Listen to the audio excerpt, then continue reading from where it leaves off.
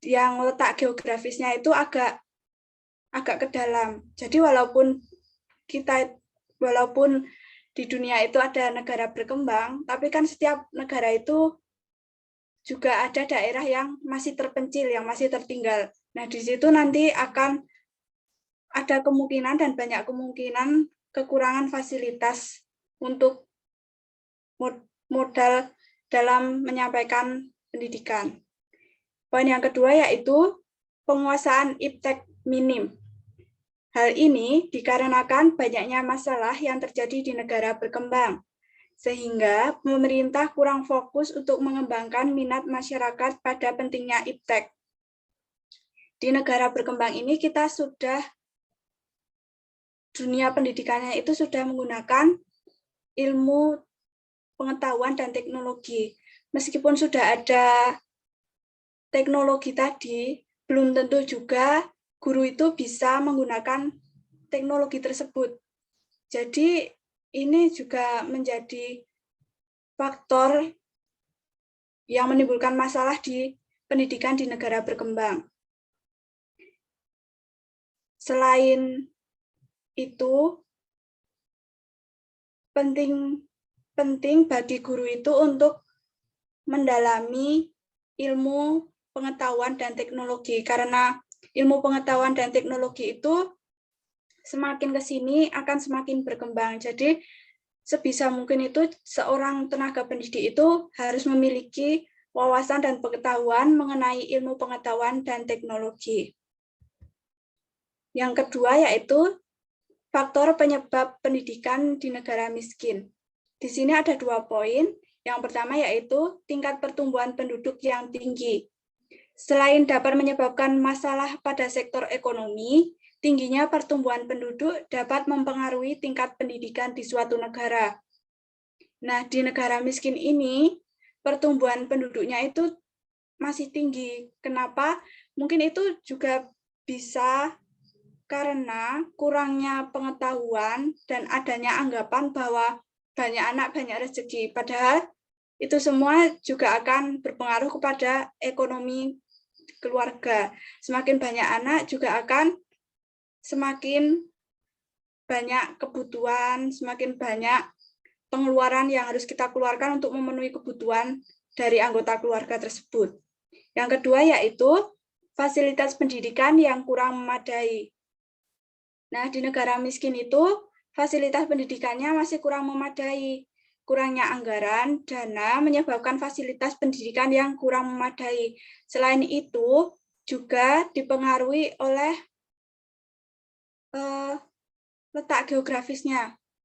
Nah, di negara miskin itu biasanya untuk fasilitas umum seperti jalan raya itu kan juga masih belum bagus ya, belum lancar. Jadi ketika ingin mengirimkan barang, mengirimkan apapun itu juga sulit karena mau lewat jalur mana, dan efisien waktunya itu juga membutuhkan waktu yang banyak dan lama, seperti itu.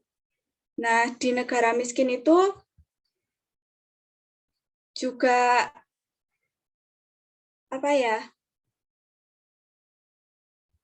fasilitas pendidikannya itu masih kurang.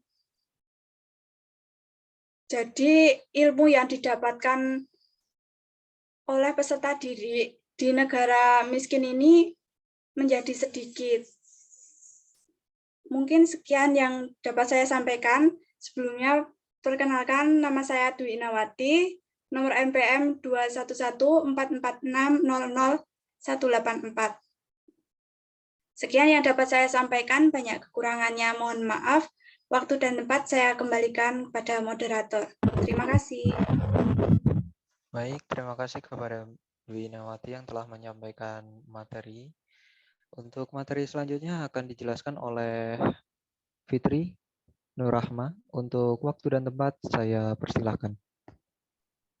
Baik, terima kasih atas waktu yang telah dipersilahkan. Sebelumnya, perkenalkan nama saya Fitri Nurrahma dengan NPM 21144600231. Di sini saya akan menyampaikan materi tentang Solusi pendidikan di negara berkembang dan negara miskin. Yang pertama itu ada solusi pendidikan di negara berkembang. Nah, di negara berkembang itu ada 3 poin. Yang pertama, efektivitas proses pembelajaran. Dalam kegiatan pembelajaran, sebaiknya guru menggunakan model pembelajaran yang beragam, sehingga peserta didik tidak mudah merasa bosan dan ilmu yang diperoleh peserta didik lebih banyak. Untuk yang kedua, pengolahan efektif untuk tenaga kependidikan. Tenaga pendidik memiliki peran yang penting dalam proses pembelajaran, sehingga tenaga pendidik harus memiliki kompetensi dan dedikasi yang tinggi terhadap sekolah. Sekolah bisa memenuhi kebutuhan tenaga pendidik agar proses pembelajaran bisa berlangsung secara efektif. Yang ketiga, sekolah mengadakan kegiatan evaluasi dan perbaikan. Kegiatan evaluasi berguna untuk mengetahui permasalahan yang terjadi dan mencari solusi dari permasalahan tersebut. Selain itu, kegiatan evaluasi juga bisa dijadikan sebagai landasan dalam menentukan kegiatan dan kebijakan. Untuk yang kedua itu, negara miskin. Permasalahan pendidikan yang sering terjadi di negara miskin adalah kurang tersedianya sarana dan prasarana pendidikan. Hal tersebut dipengaruhi oleh letak geografis dan dana untuk menyediakan sarana dan prasarana pendidikan. Untuk mengatasi permasalahan tersebut, kita dapat mengadakan kerjasama dengan negara lain. Dengan mengadakan kerjasama dengan negara lain, maka akan mengurangi permasalahan yang terjadi karena negara yang diajak kerjasama akan membantu negara tersebut. Sekian materi yang dapat saya sampaikan. Saya kembalikan ke moderator. Terima kasih. Baik, terima kasih kepada Mbak Fitri yang telah menyampaikan materi yang kelima. Untuk materi selanjutnya akan disampaikan oleh saya sendiri. Perkenalkan, saya Dagal Ar-Rosyid dengan NPM 21144600230. Di sini saya akan menyampaikan materi yang terakhir, yaitu contoh pendidikan di negara berkembang dan negara miskin.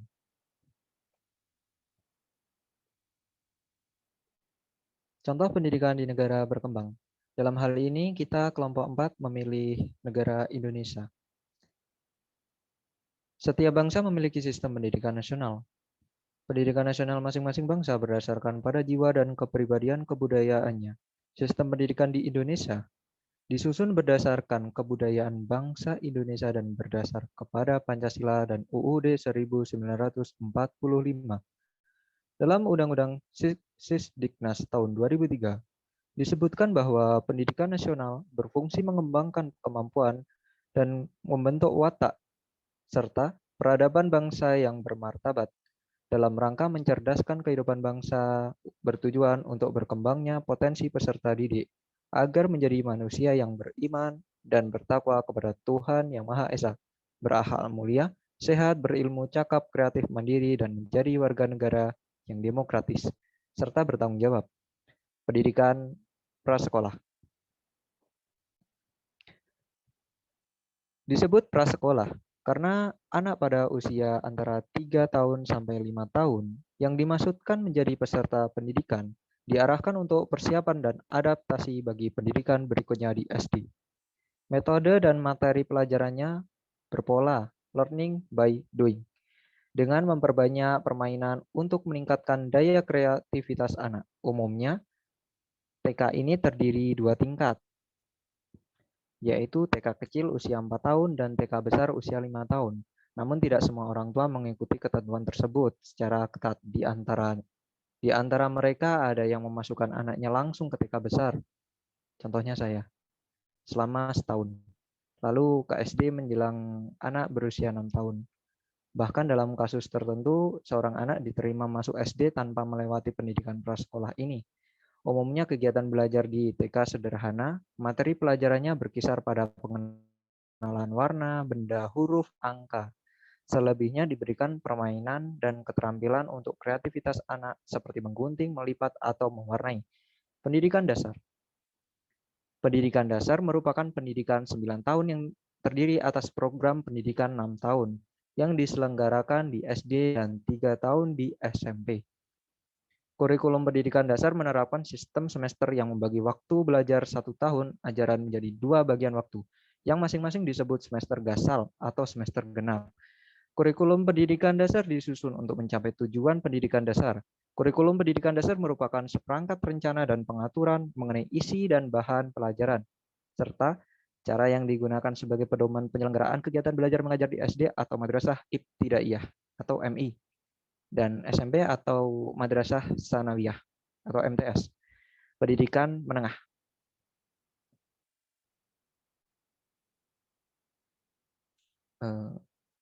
Bisa di ya. Pendidikan menengah meliputi SMA, sekolah menengah kejuruan SMK, madrasah aliyah atau MA, atau yang sederajat dengannya. Tujuan pendidikan menengah adalah meningkatkan pengetahuan siswa dalam melanjutkan pendidikan pada jenjang yang lebih tinggi dan mengembangkan diri sejalan dengan perkembangan ilmu pengetahuan, teknologi, dan kesenian, serta meningkatkan kemampuan siswa sebagai anggota masyarakat dalam mengadakan hubungan timbal balik dengan lingkungan sosial, budaya, dan alam sekitarnya. Kurikulum di SMA dan sederajat menerapkan sistem semester yang membagi waktu belajar 1 tahun ajaran menjadi 2 bagian waktu yang masing-masing disebut semester gasal dan semester genap. Sedangkan sistem pengajarannya memakai sistem guru bidang studi. Pendidikan tinggi. Pendidikan tinggi, setelah seorang siswa yang telah menamatkan studi di SMA atau yang setaraf dengannya, ia bermaksud untuk melanjutkan pendidikannya, maka ia bisa memilih perguruan tinggi. Berbeda dengan sekolah menengah, perguruan tinggi menerapkan sistem kredit semester atau SKS yang selama ini kita lakukan. Di perguruan tinggi, seorang mahasiswa jika dapat menghabiskan jumlah kredit mata kuliah yang ditargetkan dan dapat menempuhnya dalam waktu tertentu sesuai dengan rencana yang diprogramkan, mahasiswa tersebut dapat menyelesaikan pendidikan tinggi strata 1 atau S1 dalam waktu 4 tahun kalau ia berhasil wisuda dan berniat melanjutkan studi lanjut. Masih ada 2 tahap dalam pendidikan tinggi yang dapat ditempuhnya, yaitu jenjang S2 atau magister yang normalnya ditempuh selama 2 tahun dan jenjang S3 atau doktor yang efektifnya ditempuh selama 2 tahun. Sedangkan sisanya untuk penelitian. Apabila seluruh tahap pendidikan tinggi ini ditempuh, maka ia diberi gelar doktor untuk bidang yang dipilihnya. Jenjang ini mengakhiri karir akademik seseorang secara formal. Pendidikan tinggi dibagi menjadi 2, yaitu PTN dan PTS, atau perguruan tinggi swasta. Contoh pendidikan di negara miskin. Bisa dipindah dulu Mbak slide-nya. Baik, contoh pendidikan di negara miskin. Dalam hal ini kita kelompok 4 memilih negara Nigeria. Gambaran umum Nigeria. Nigeria itu memiliki populasi terbesar dari negara Afrika dan semakin meningkat dengan cepat. Nigeria juga merupakan salah satu negara dengan populasi yang paling beragam, yang terdiri lebih dari 300 kelompok etnis yang mempunyai budaya dan bahasa yang berbeda dengan yang lainnya, berusaha mempertahankan etnisitas dari kelompok budaya masing-masing. Dan dapat dilihat bahwa di Nigeria itu terdapat kelompok budaya yang mendominasi. Berikut merupakan kelompok budaya terbesar dan secara politis paling berpengaruh di negara itu atau negara Nigeria. Di antaranya ada Hausa di utara, 21% dari populasi, Yoruba di barat daya atau 21%, Igbo atau biasa disebut juga dengan Ibo di tenggara ada 20% dan Fulani di utara 9%. Ketika Nigeria merdeka pada tahun 1960, populasi penduduk Nigeria adalah 35 juta. Sensus 2008 menempatkan penduduk pada angka yang mengejutkan, yakni 151.212.254.000 orang. Sebuah angka yang mewakili hampir 5% dari seluruh populasi dunia dan populasi terbesar di Afrika. 16 ada beberapa alasan yang mendominasi melonjaknya pertumbuhan penduduk, bahwa Nigeria memiliki salah satu tingkat terendah pengguna keluarga berencana modern di dunia dan ditambah lagi dengan tingkat kesuburan yang sangat tinggi. Rata-rata wanita Nigeria memiliki lebih dari 5 kehamilan. Melonjaknya pertumbuhan penduduk di Nigeria tidak diimbangi dengan pelayanan kesehatan yang memadai dan tekanan sosial dan budaya juga membatasi mereka untuk mengakses program keluarga berencana. Tidak dapat dipungkiri bahwa salah satu masalah yang dihadapi sektor pendidikan Nigeria adalah kesenjangan gender. Meskipun kebijakan nasional tentang pendidikan dan Konstitusi Republik Federal Nigeria tahun 1999 menekankan akses yang sama terhadap pendidikan oleh laki-laki dan perempuan di Nigeria, 21 perbedaan masalah gender dalam akses terhadap pendidikan masih sangat jelas. Terlihat dari praktek diskriminasi di lapangan pendidikan. Pemerintah federal Nigeria telah melaporkan bahwa tahun 2003 diperkirakan 7 juta atau sekitar 35% dari jumlah total anak-anak Nigeria sekolah dasar usia tidak terdaftar di sekolah dasar. 62% dari 7 juta adalah perempuan, yang berarti bahwa sekitar 4,3 juta anak perempuan putus sekolah. Dengan tingkat perempuan yang tidak bisa mengenyam pendidikan dasar dan berakibat pada tergoyahnya fondasi untuk membangun masa yang akan datang. Karena pembelajaran pertama anak adalah dari sosok ibu, namun dengan tingkat akses pendidikan yang minim sekali untuk perempuan, maka pendidikan anak pun sangat terpengaruh. Sehingga pentingnya kebijakan pemerintah federal untuk menyamaratakan hak pendidikan untuk perempuan dan laki-laki yang telah disahkan dapat berjalan sebagaimana mestinya terjadi di lapangan. Pemerintah federal Nigeria lalu membuat sistem formal. Pendidikan di Nigeria terdiri dari 6 tahun sekolah dasar, 3 tahun sekolah menengah pertama, 3 tahun sekolah menengah umum, dan 4 tahun universitas. Demikian 6 submateri yang telah kami sampaikan.